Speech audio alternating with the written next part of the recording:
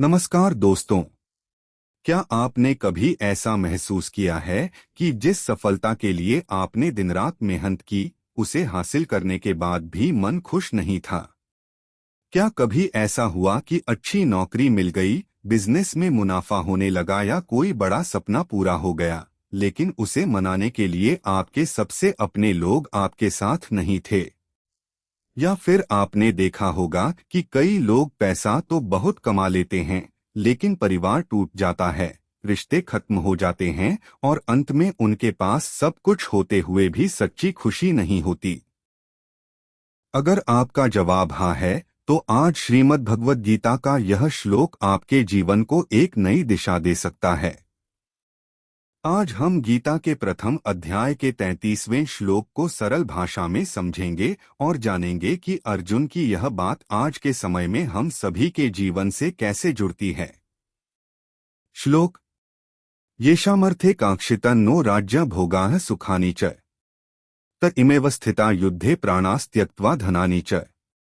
हिंदी अर्थ: अर्जुन भगवान श्री कृष्ण से कहते हैं, हे कृष्ण, जिन लोगों के लिए हम राज्य, सुख और सभी प्रकार के भोगों की इच्छा करते हैं, वही लोग अपने प्राणों और धन की परवाह किए बिना युद्धभूमि में हमारे सामने खड़े हैं। महाभारत का युद्ध शुरू होने ही वाला है। एक ओर पांडव हैं और दूसरी ओर कौरव। जब अर्जुन दोनों सेनाओं के बीच खड़े होकर देखते हैं, तो उन्हें सामने अपने ही दादा भीष्म पितामह, गुरु द्रोणाचार्य, भाई, चाचा, मामा, मित्र और अनेक रिश्तेदार दिखाई देते हैं। यहीं से अर्जुन का मन विचलित होने लगता है। पहले उन्होंने कहा कि उनके हाथ कांप रहे हैं, शरीर शिथिल हो रहा है और गांडीव हाथ से छूट रहा है। अब वे एक और गहरी बात कहते हैं। वे सोचते हैं, जिस राज्य के लिए यह युद्ध हो रहा है, उस राज्य का आनंद आखिर किसके साथ लेंगे? अर्जुन के मन की पीड़ा जरा कल्पना कीजिए। यदि कोई व्यक्ति पूरी जिंदगी मेहनत करके एक बड़ा घर बना ले, लेकिन उसके माता पिता, पत्नी, बच्चे या परिवार उसके साथ न हो, तो क्या उस घर की खुशी वैसी रहेगी? शायद नहीं। इसी प्रकार अर्जुन सोच रहे हैं। राज्य किसके लिए चाहिए? धन किसके लिए चाहिए? सुख किसके लिए चाहिए? इन सबका आनंद तो अपने प्रियजनों के साथ ही लिया जाता है। लेकिन यदि वही लोग इस युद्ध में मारे जाएंगे, तो फिर उस राज्य का क्या मूल्य रह जाएगा? यही विचार अर्जुन को अंदर से तोड़ देता है। आज के समय में इस श्लोक का महत्व। दोस्तों, आज भी यह समस्या हमारे समाज में दिखाई देती है। बहुत से लोग पैसा कमाने के लिए दिन रात काम करते हैं। सुबह जल्दी निकल जाते हैं और देर रात घर लौटते हैं। धीरे धीरे बच्चों के साथ समय कम हो जाता है। माता पिता अकेले रह जाते हैं। पति पत्नी के बीच दूरियां बढ़ने लगती हैं। जब तक व्यक्ति समझता है कि रिश्ते सबसे बड़ी पूंजी हैं, तब तक कई बार बहुत देर हो चुकी होती है। इसलिए गीता का यह श्लोक हमें याद दिलाता है कि सफलता का वास्तविक आनंद तभी है जब उसे अपने प्रियजनों के साथ बांटा जा सके।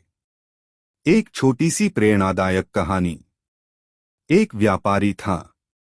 उसने पूरी जिंदगी पैसा कमाने में लगा दी। उसका सपना था कि वह करोड़पति बने। कई वर्षों की मेहनत के बाद उसका सपना पूरा हो गया। लेकिन जब उसने पीछे मुड़कर देखा, तो उसके बच्चे उससे दूर हो चुके थे। माता पिता इस दुनिया से जा चुके थे। पत्नी उससे भावनात्मक रूप से अलग हो चुकी थी।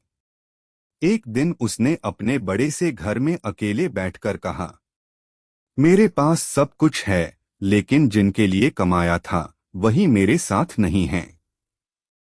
यही अर्जुन की भावना थी। वे भी सोच रहे थे कि जिन लोगों के लिए राज्य चाहिए था, यदि वही नहीं रहेंगे, तो राज्य किस काम का? क्या अर्जुन सही थे?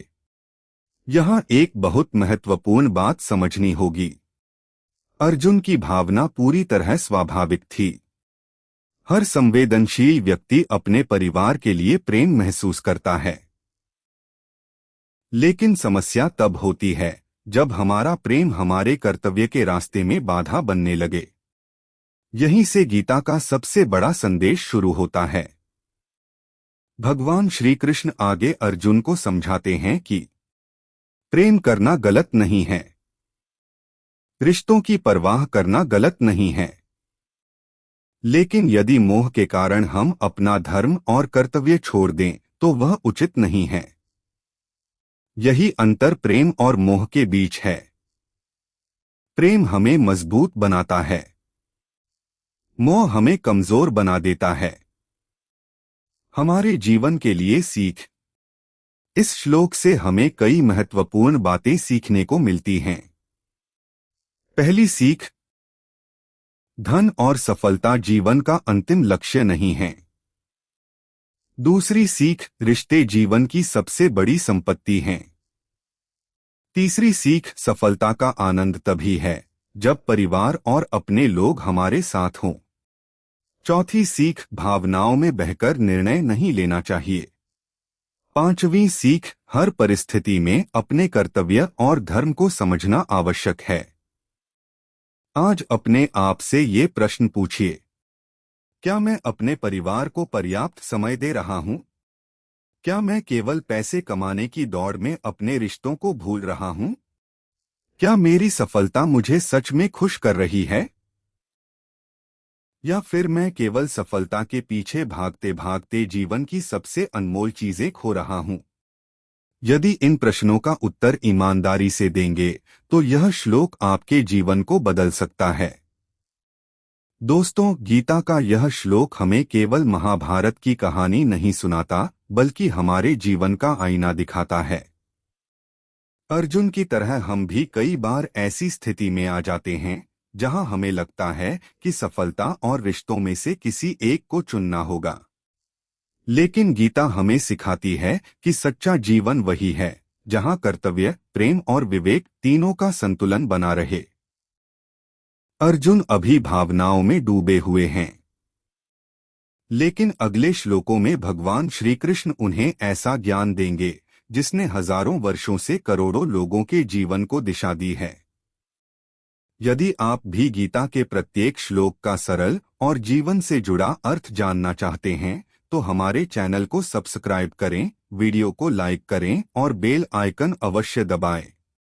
कमेंट में हमें बताइए, आपके अनुसार जीवन में सबसे बड़ी संपत्ति क्या है, धन, सफलता या रिश्ते? धन्यवाद।